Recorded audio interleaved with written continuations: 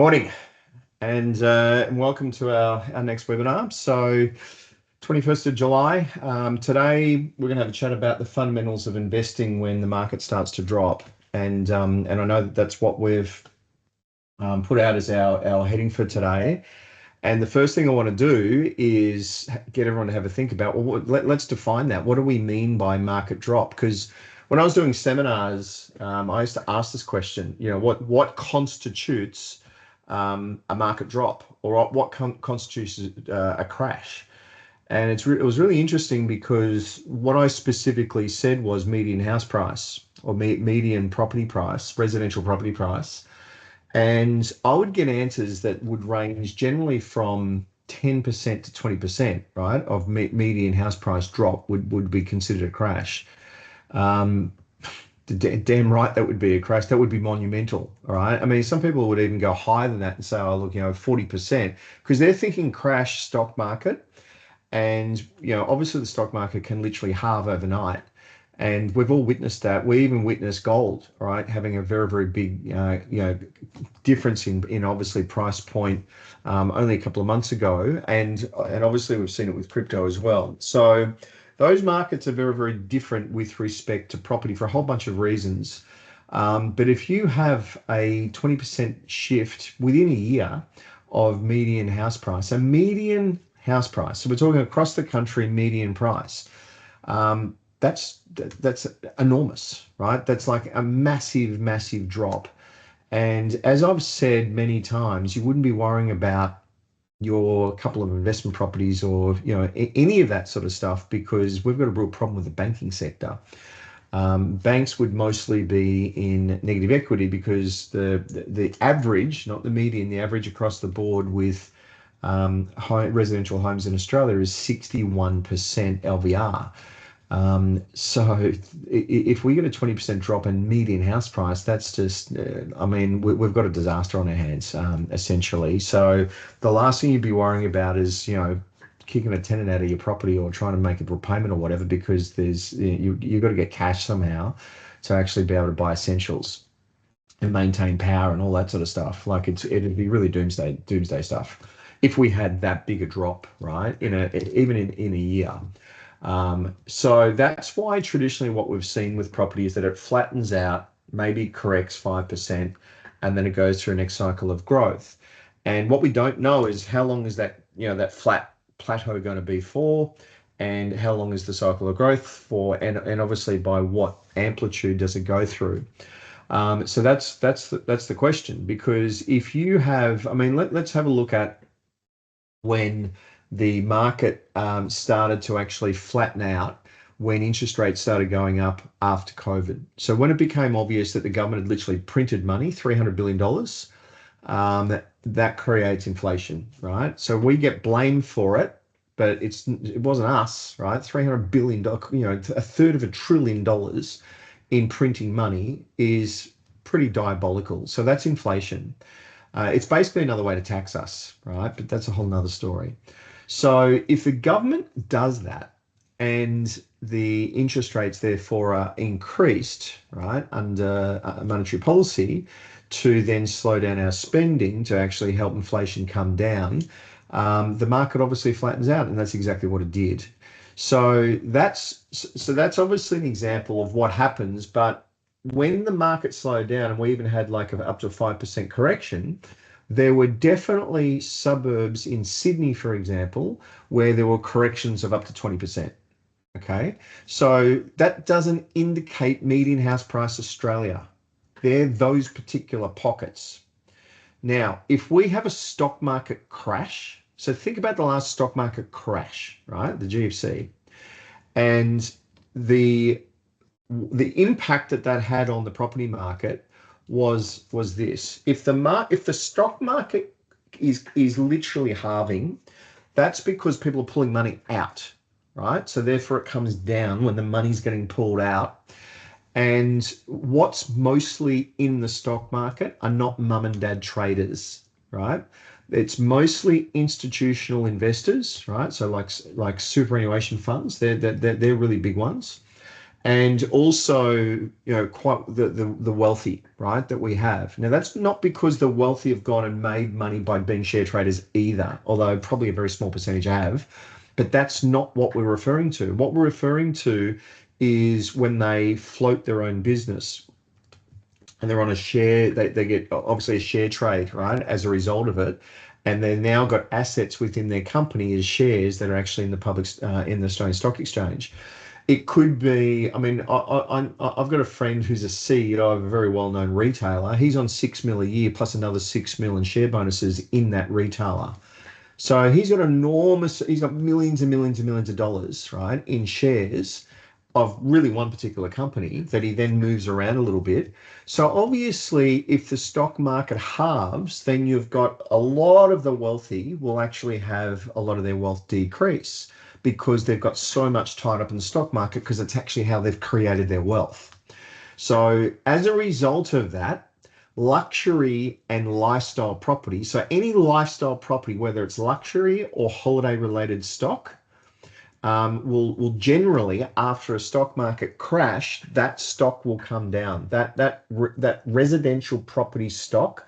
So that's why, for example, the Gold Coast apartment market after the GFC corrected so much, and then we saw luxury suburbs in the capital cities do very similar things, right? Because if you all of a sudden can't afford your $10 million penthouse or house or whatever it is, then you'll downsize to a $5 million home. And if you can't afford the $5 million home, you'll downsize to a $2 million home, and so on. So what that does is creates downward pressure on the median house price, while the rest of the 85 or 90% of the population have an upwards pressure on median house price.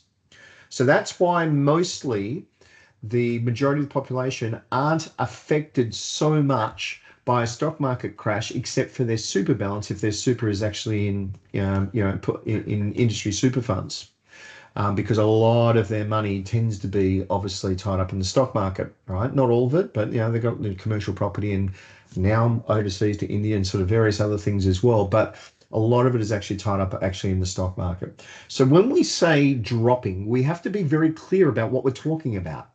And what we're talking about is median house price. And more specifically, we're talking about the properties where no matter what happens in the world or to the country, someone still needs to live there, because that's a defining element about what we look for as an organization, is properties that no matter what happens in the world or in Australia, someone still needs to live there. And so that's a very, very different proposition.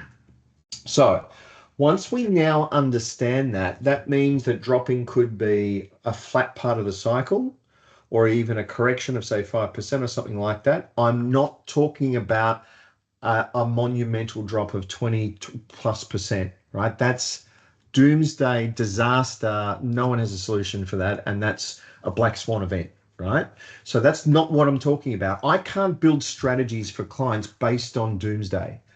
Right, we might as well not even be doing this, right? And in your business, you may as well not be doing that either, right? Because we just can't function that way. We have to function based on the fact that we go through cycles, all right?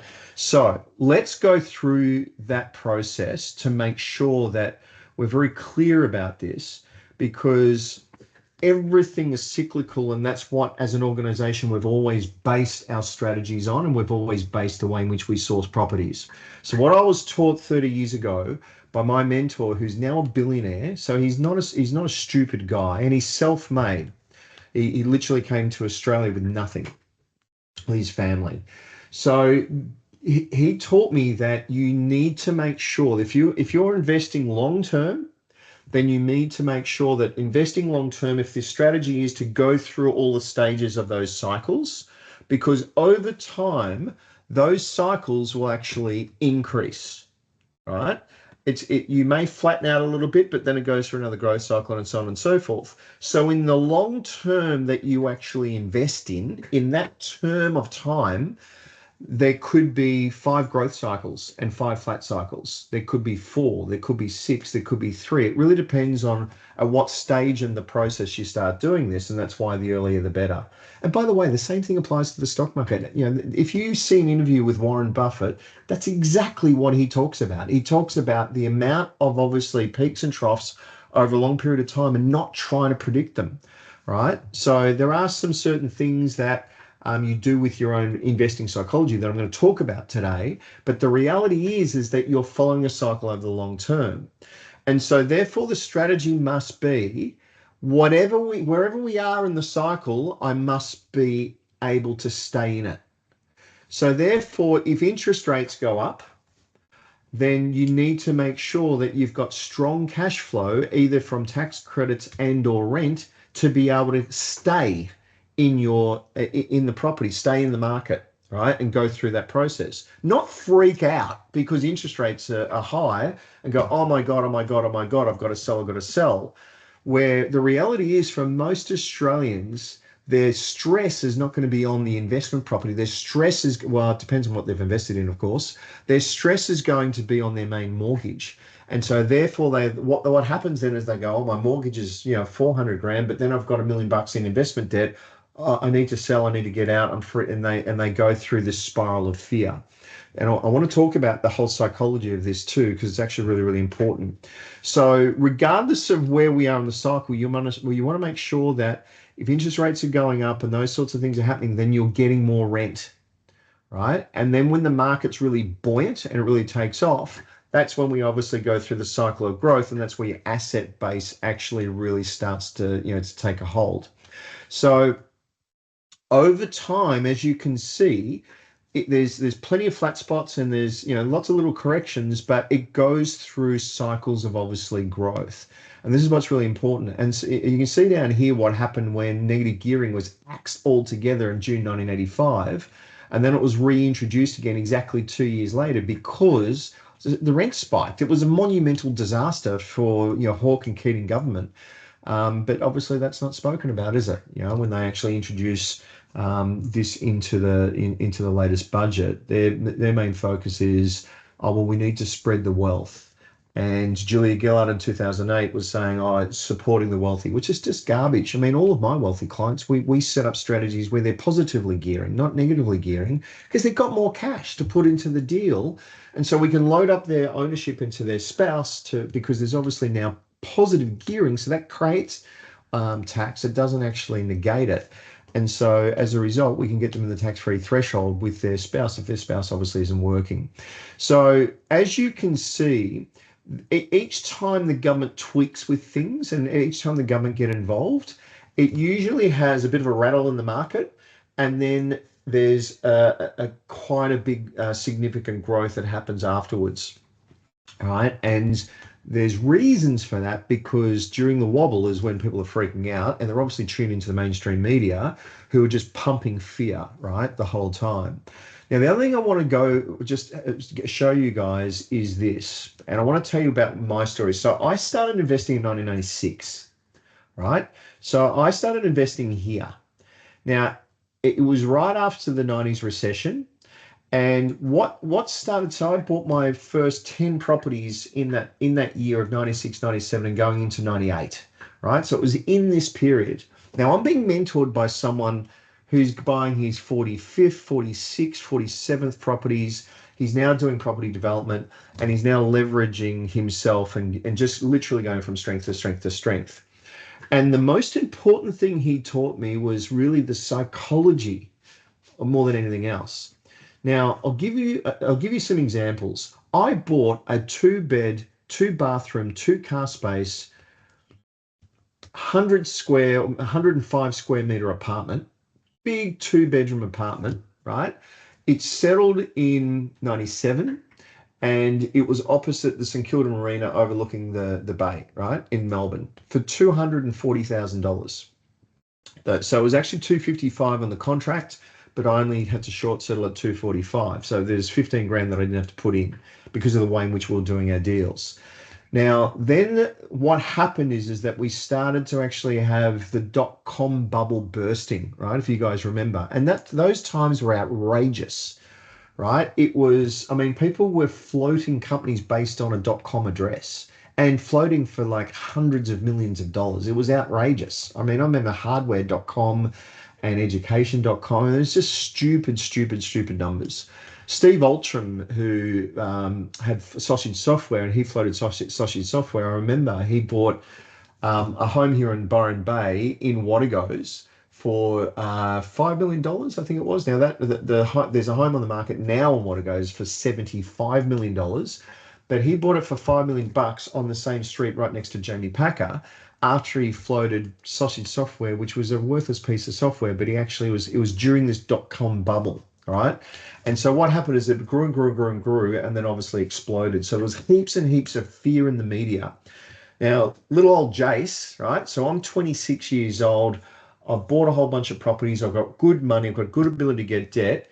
And I start freaking out, right? So fear starts to set in because I'm literally reading all the newspapers and I'm watching the news and I'm starting to really get shit scared.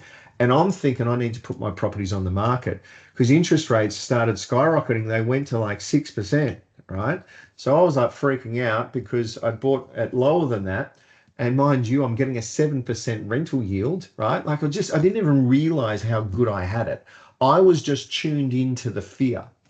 And my mentor said to me, he goes, mate, what's with all this fear, mate? Like, we'll just chill out with the fear. Stop watching the freaking news. He said, they're not following data, they're following an agenda. He said, let's look at the data and let's look at what's happening. Let's look at what happens historically. And now let's look at what you've got, right? And what you're sitting on and the movement of those markets. He said, you're not thinking about this. You're not thinking it through. You're literally just tuned into fear. And he was right, right? So he reassured me. And again, I watched him and he's like got all of these properties. He wasn't dumping them. He was saying to me, there's now deals that we weren't able to get before. And he was right. So that was in this little niche here. And so all of a sudden, we were getting deals that we couldn't actually get before because people had fear. And so and he just kept reminding me about Warren Buffett, be greedy when others are fearful. So if you've got all of the sheep coming at you as a flock because of fear, it's like, well, okay, that's the direction that I need to go. Because in my experience, most people are fearful when they don't have knowledge. And it still holds true today. So I've been doing this for 30 years. Every single person I meet that has fear, it's because of lack of knowledge. And that's why he just kept encouraging me. Read this book, read this book, read this book, look at this data, look at that data, right? When you open the newspaper and you see a negative article, look on the other page and there's a positive article about the same freaking market in the same newspaper. And he just conditioned me from a psychological point of view where I was like, yeah, right. Okay, I get it. Okay. And so as a result of that, I held on and still and you can see here GFC, look at what happened, right? See that dip in the GFC? They were those luxury markets that actually went through a correction that dragged down the actual overall growth, right, of the actual property market, median house price. But then look at what happens afterwards. Look at what happens after the GFC. Look what happened after the China steel glut. Now, mind you, what was the areas of the market in the median house price that dragged down prices, right, during the China steel glut? It was those regional Western Australian towns where people had bought a house for 50 grand and it skyrocketed to 600 grand, and people were coming in and buying at 400 and 500 grand because they're looking at these markets going, oh my God, this is like a unicorn. And we were standing back going, it's not a unicorn, mate. Like, you know, that's propped up by some false elements in the market, and everyone's getting carried away here. And sure enough, when the China steel glut hit and the resource sector literally had a real hit to it, then all of those properties dropped to like 100, 200 grand. So if you bought at 400 grand, now you're screwed. And so the reason why I know this so well is because my WA clients really struggled to invest, you know, from that point onwards for many, many years, because they were so heavily affected by the frenzy that people got caught up in from the resource boom that then obviously had a correction with the China steel glut. So the moral to the story is this. Number one, so what do you do when the market corrects? You don't do anything. You hang on, right? Because you went into the market with a strategy that no matter where we are in the cycle, you actually are going to succeed in hanging on to the properties in that cycle. The only reason you would sell properties is because you're caught up in fear. That's it. because show me a time in history where we just stay in boom, or we stay in recession, or we stay in a correction, or we stay in a plateau. There is no time where it stays still. It's constantly moving into the next stage of the cycle. So if your strategy, which is all of our strategies are, and all properties that our clients have invested in, we're only 6,000 properties in now, they actually perform exactly how we say. When the interest rates go up, the rents go up. They don't go up straight away, but in the meantime, you get a bit better tax credit, right? Because of obviously what we're claiming on the tax benefits. And then when the market starts to flat, so when the market's been flat and the interest rates come down, or there's more confidence in the market, it goes through the stages of growth, you don't need to predict it. You're already there. And so you then ride however many cycles there are between now and when you die, because my view is that you're not selling property at the end. Why sell a performing asset? It's then the question is, how do I get money out of that asset? That's a completely different question. But the question shouldn't be, I sell it, because what are you saying? Like, life finishes when you retire. I mean, there's at least another 20 or 30, potentially more years now that we're all living longer. Beyond that, why would you get rid of an asset that's performed so well? The question now is, how do I pull money out of it? That's a completely different thing, and that's obviously what we want to cover in the strategies. But if we go into investing with a strategy that carries us so that we're winning at all stages of the cycle, we have the psychology that when there's a whole lot of fear, right, we stand our ground because we have confidence actually in the strategy for a cyclical point of view. And as a result of that, I have never met anyone that's regretted hanging on to property, ever. I've met plenty that have regretted letting it go, including me. I mean, divorce forces you to do that, right? But aside from that, there is no reason for you to be selling property unless you have made other mistakes in other areas. And I've come across plenty of that. People have actually gone into problems with their own business, and then they've had to sell property to prop that up, right? Or to save them from, going completely bankrupt. I've seen heaps of that. Or they've put a whole lot of money into another investment class that then had a big correction, and it's affected the leverage that they had over their property assets. I've seen plenty of that too. All right. But if you're looking just purely at your property portfolio, if you've invested with a strategy, no matter where you are in the cycle, that you're going to win, then there is absolutely no reason for you to be getting out. When there's lots of fear, and you've got to remember that, the mainstream media is driven by fear, no matter what. And so if you're going to get affected by that, and you're not going to actually bring yourself back to the fact, where am I in terms of my strategy? Well, you actually deserve to lose. You deserve to, to try and sell and like all that sort of stuff, because you've learnt nothing. And the whole idea, and like I said, I'm not saying we never experienced it ever, because I did. In 1997, going to 98, I was shitting myself because I was so fixated by the mainstream media. And it was the most valuable lesson that I learned, because, I look at all those properties now and they're worth millions, millions, millions of dollars. And I'm so glad that I had someone to say, just chill out with the fear, Jace. All right. So that's the main message for today. And as a result, we do not have clients that are freaking out. We have clients that are very well informed, and there's plenty of times where I've got to remind them, right, about what I've just gone through with you guys today. And I had a conversation yesterday, with some new clients, and they were talking to a buyer's agent who was trying to, high pressure, get them to do a whole bunch of stuff. And by the end of the conversation that we all had together, she actually said to me after the first meeting, I feel so much more reassured, right? Because it's just sensible. And that's the thing. Fear comes from a lack of knowledge. And so therefore, instead of just listening to the television set, it's like, well, okay, where's the data? Let's have a look at the data. What's the patterns here, right? Let's just put aside other people's agendas, right, of what they're trying to do with fear, and now look at, okay, well, what does the data tell me? And then with that, that's when, for me, that's where my confidence came from, and that then, literally threw a wet blanket over the fear that I had. All right, guys, let's leave it at that. 25 minutes. It's about the marker that I really wanted, right, in terms of time today.